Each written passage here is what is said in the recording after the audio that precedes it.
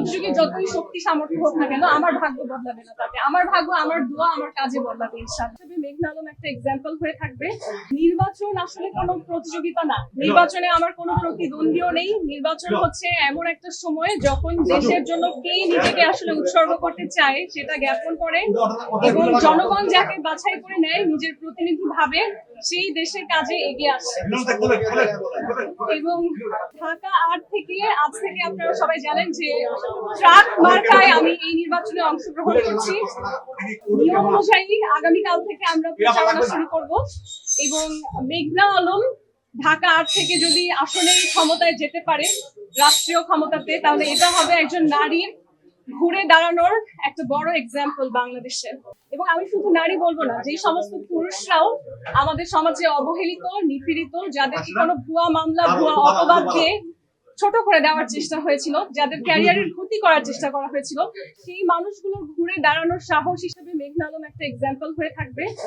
এবং আমি ঢাকা ৮ আসনে প্রতিনিধিত্ব করব মানুষের, মেহনতি মানুষের, কৃষকের।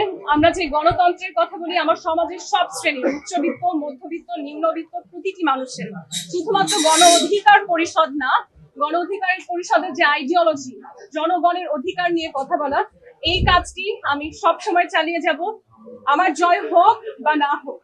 নতুন রিন গভীর থেকে পরিষ্কার করে কাপড়কে রাখে নতুনের মতো উজ্জ্বল। নতুন রিন অ্যাডভান্স পাউডার। আমি যে প্রতিশ্রুতিতে নিজেকে আবদ্ধ করেছি, আমি সেটা সামনে চালিয়ে যাব, এবং আমার সম্মান থাকবে শহীদদের প্রতি।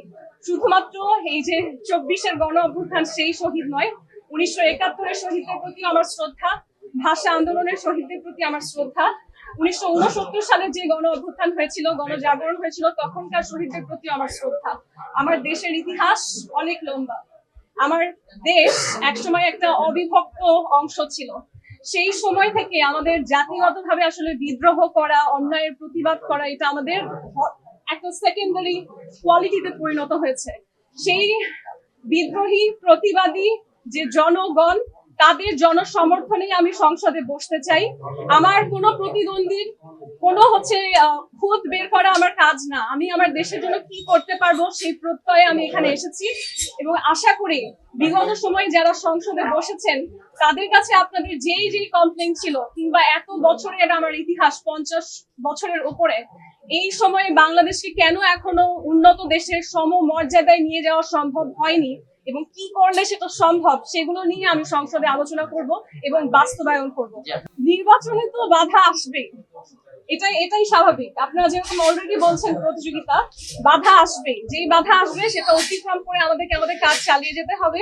এবং জয় পরাজয় সেটা আসলে আমি আমার ১০০% এফোর্ট দিব, কিন্তু সেখানে আমার আল্লাহর সাহায্য, ভাগ্যেরও বিষয় থাকে। আমরা যদি বেস্ট হই, আমরা কি সবসময় বেস্টকে দেখেছি জিততে?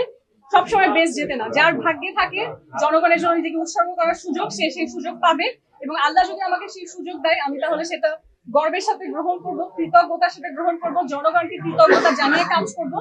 কিন্তু যদি সেই সুযোগ আমার নাও থাকে, তাতেও আমার কাজের যে প্রতিশ্রুতি, সেটার প্রতিফলন বাংলাদেশের মানুষ ইনশাআল্লাহ দেখবে। আমার প্রতিদ্বন্দ্বী কেউ না। আল্লাহ যদি আমার ভাগ্যে রাখেন, তাহলে প্রতিযোগী যতই শক্তি সামর্থ্য হোক না কেন, আমার ভাগ্য বদলাবে না তাতে। আমার ভাগ্য, আমার দোয়া, আমার কাজে বদলাবে ইনশাআল্লাহ।